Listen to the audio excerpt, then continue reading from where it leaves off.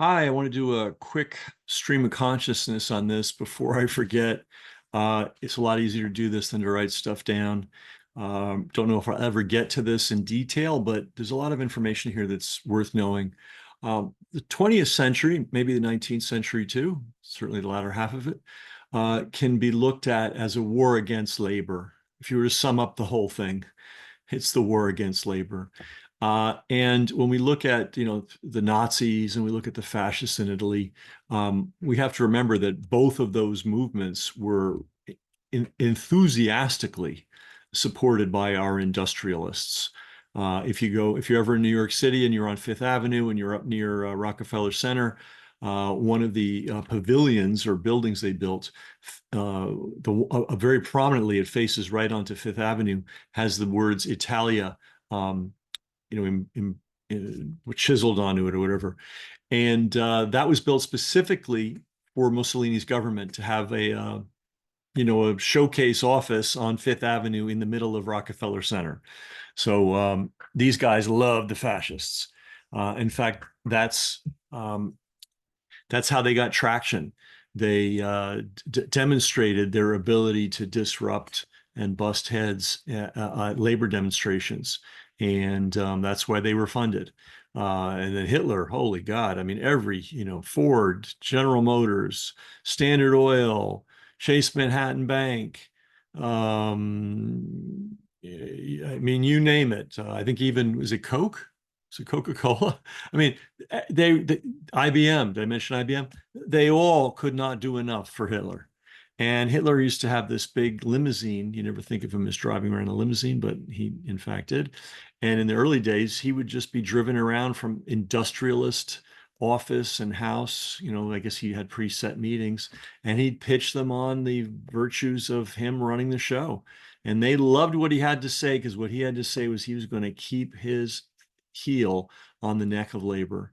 So that's the 20th century in a nutshell. All right, so I mentioned this book. Okay, what is it? Handbook on German Military Forces, which I thought was written before the war, but it was written, I guess, as the war was underway. And it's a really detailed, and again, I'm just winging this, guys, because I don't have a whole lot of time. Um, here's what the page looked like. I'm now being summoned by my wife downstairs. Hang on, let me put this on pause and let her know I'll be down there in a minute. Okay, I'm back. That made a convenient interruption. So now we can switch gears. So we're talking about the fact that our industrialists of America loved the fascists and loved the Nazis and couldn't do enough for them.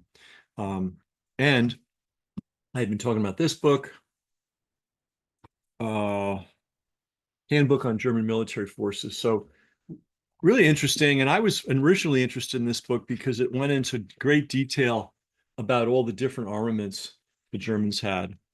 And while the US was capital starved during the 1930s, there was all kinds of money available to the Nazis to help build up their military might, with which they used to invade Europe and cause all kinds of trouble. All right. Now, again, I'm told you I'm doing this on the fly because that's the only way this one is going to get done. And I hope I can find the right page. But what I what really jumped out at me, and what theoretically I knew before, but I didn't really understand the significance of, was how the SS uh, thoroughly um, infiltrated not only the German government and the German military, uh, but all of German society. And it reminded me of an organization that we have called the CIA. All right, let me see if I got to pause. So see if I can find this. Okay, I found it. All right. So here's the organizational chart. You're not going to be able to read it, but I just want to give you a sense of the size of it. So at the head of the SS, you had Himmler, right? And then it was broken down into the minister. He was in charge of the Minister of the Interior, um, the chief of the German police, the chief of army equipment and commander of the replacement staff, whatever the heck that means. He was also in charge of the Reich Commissioner for, I don't even know what that is, Germanism. Resettlement of Germans in Germany and annexed areas. Okay, so the like another country we know very well, Germany was very interested in growing its land for its put upon population. That was the whole theory of Nazism, that the Germans were so put upon, they needed more land.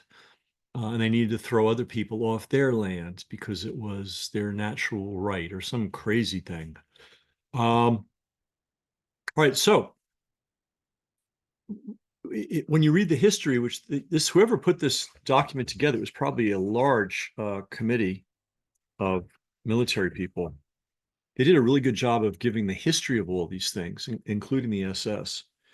And led by Heinrich Himmler, it actually has a status of importance far exceeding those of other branches. And I think that would fit for our CIA, right? There's a whole bunch of branches of the government, but somehow they get to do whatever they want, including infiltrate and place their own people and subvert people in other branches of government. Now, its original function, this is where we have a parallel, was guarding the party leaders and speakers. And it turned into a far-flung organization to protect the entire Nazi movement against all internal enemies. More recently, it has extended its influence and power into every conceivable aspect of German national life and has finally acquired a large measure of control over the army itself. It is more like a state within a state. It is superior both to the party and the government. And doesn't that sound like the CIA to you? And one thing we know for sure is that the CIA did a lot of dealings. In fact, let me see if I can find this link here. And again, we have to do all this on the fly. Where is this thing? Okay. Hey, I think I can actually do this technically. Share, share, share. Got it. This is just one. I mean, there's new articles on this coming out like constantly. Oh, by the way, we just discovered the CIA brought 10,000 Nazis to teach kindergarten in America. I mean, it's just, I'm making that up, but nothing would surprise me at this point. So the CIA's worst kept secret, newly declassified files confirm United States collaboration with Nazis. Well, it wasn't US collaboration, it was CIA collaboration and OSS collaboration with Nazis. A long hidden trove of once classified CIA documents confirms one of the worst kept secrets of the Cold War, the CIA's extensive use of a Nazi spy network.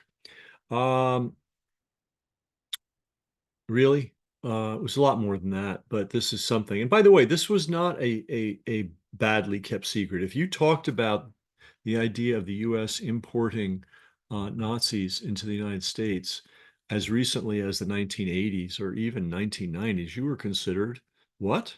A conspiracy theorist. Now we have whole books about it by New York Times authors, and nobody questions it. But I think here's the point of this impromptu recording here.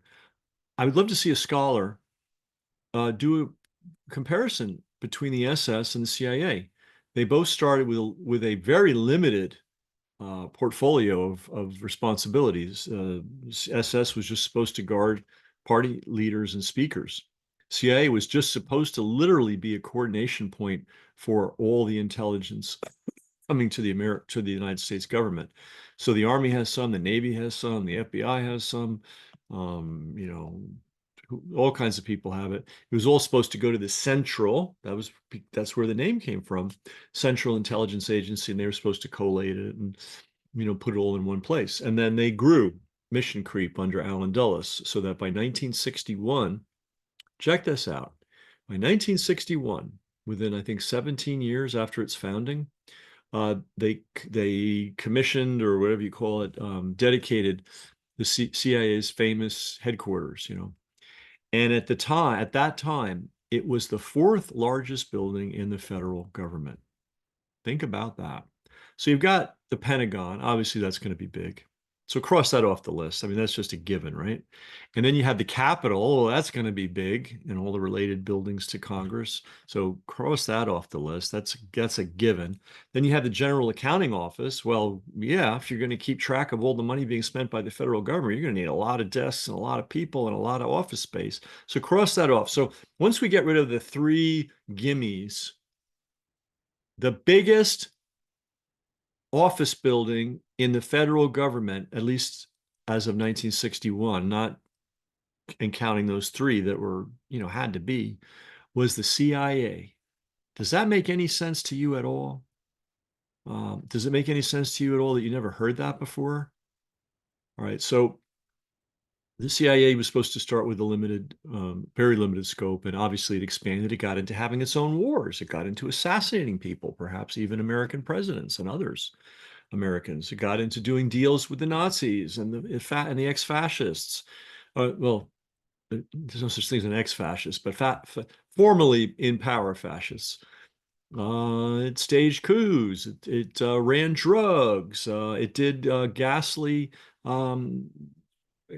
experiments, which were really torture sessions on innocent American civilians. And I'm sure there's stuff they did we don't even know about, because we wouldn't even know about the human experimentation program if somebody hadn't forgotten to burn the receipts, literally. I don't know, you probably already knows what MK Ultra is. If not, you got to look it up because I don't have time to explain it. But huge, vast Manhattan Project size research venture into manipulating human behavior. And before he left office, Richard Helms, director of CIA, had all the records burned. And we know about some of the programs because of victims coming forward and informants coming forward, but we pretty much don't really know what they did. But somebody forgot to burn the receipts, literally the financial records. And that's how we even know that thing existed. And if they hadn't forgotten to burn those financial records, we wouldn't have even known that there was an MK Ultra program. So how many programs have these guys been running that we don't even know about, right? So very much so we know how the CIA, I'm going to call it America's SS, has expanded.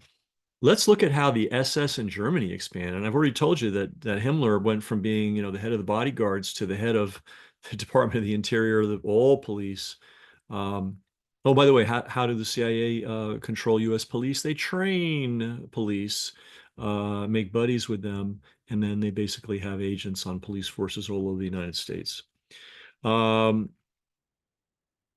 also somehow got involved in doing army. God, he became responsible for conscription of new troops and training and procurement and selection of office. I mean, my God, he did take over the army. And of course, intelligence has enormous power over the armed forces. If you have a Navy ship out there, they always have a little communications closet, basically, that has NSA people on it, and they're communicating with the NSA via code. And if an order comes from that booth, that intelligence booth, the captain just follows it. No questions asked. So who runs the Navy?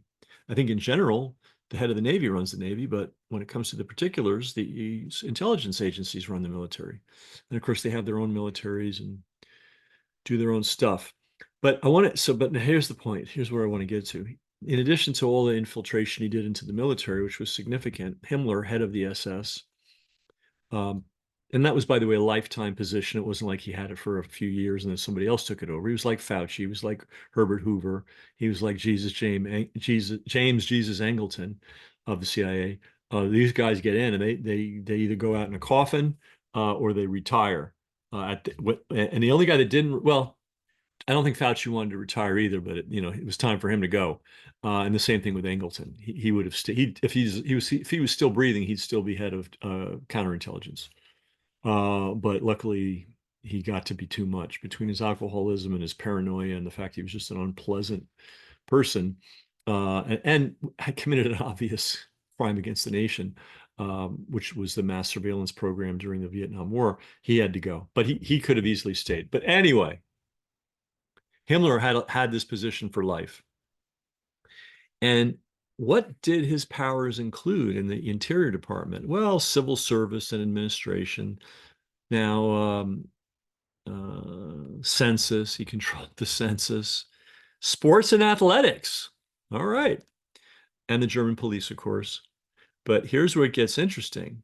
He controlled veterinary matters, right? So, you got a pet, you take it to the vet, but if you're a farmer, you're dealing with vets all the time for your cows and your sheep and your goats and your chickens and all that. He also, and here's the crescendo of all this, he also was in control of, drum roll please, public health. SS Reichsfuhrer Heinrich Himmler was in charge of public health in the Nazi state of Germany. Have you ever heard that before? Has anybody ever told you that before? I didn't know it until I started doing this reading. Remember, this got cut out of the news and dropped like a hot potato, right? Nobody wanted to touch it. It was reported once and then they dropped it. Where was Fauci going on a regular basis during the height of the run-up to the COVID con? He was paying a visit at the CIA headquarters. I guarantee you this. We haven't dealt with this topic in a long, long time, but we did talk about it as it was happening, as it was unfolding. The propaganda for COVID was world class, right? You just could not get any better. I doubt there's ever been a time in history. I'm gonna have to wrap this up. I have 7 minutes till my next meeting.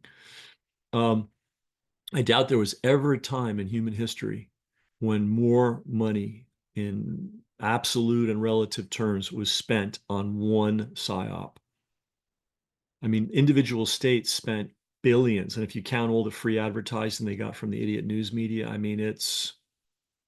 they spent hundreds of billions of dollars. Now, who was guiding that? Well, ad agency people, public relations people, pollsters, and so on. A lot of those people are CIA trained. And of course, I bet the CIA was involved. There was a guy, and I tried to communicate with him, and he was very, very, I don't know what the word is offhand, but he wasn't cooperative.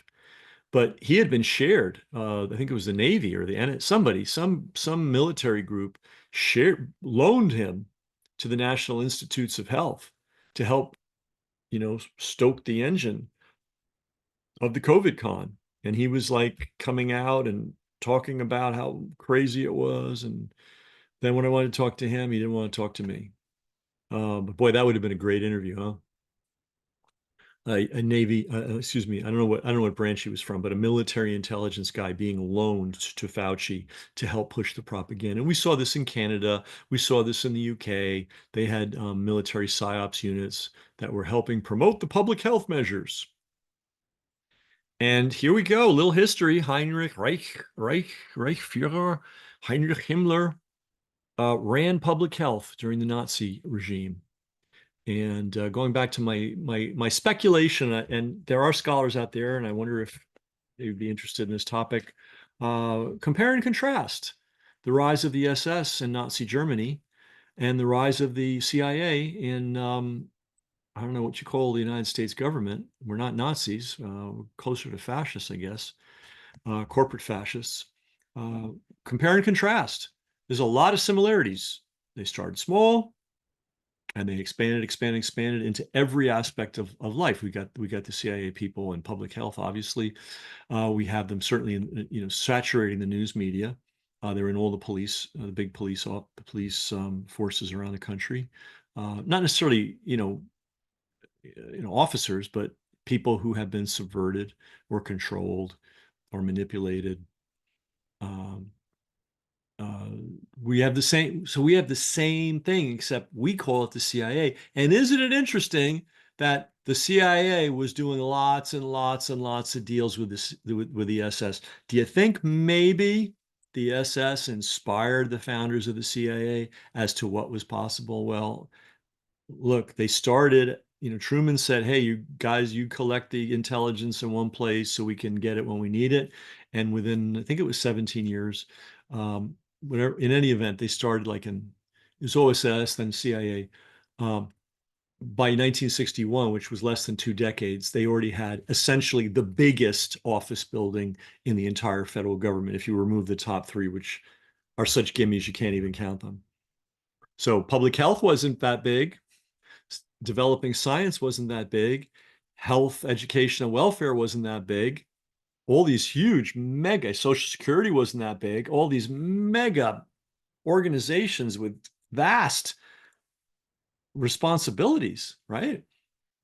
But the CIA, which was not supposed to be doing much, somehow ended up with the biggest office building in the entire federal government. So SS over here, CIA over here, they look kind of very similar to me in shape and well, in shape, we'll just say shape.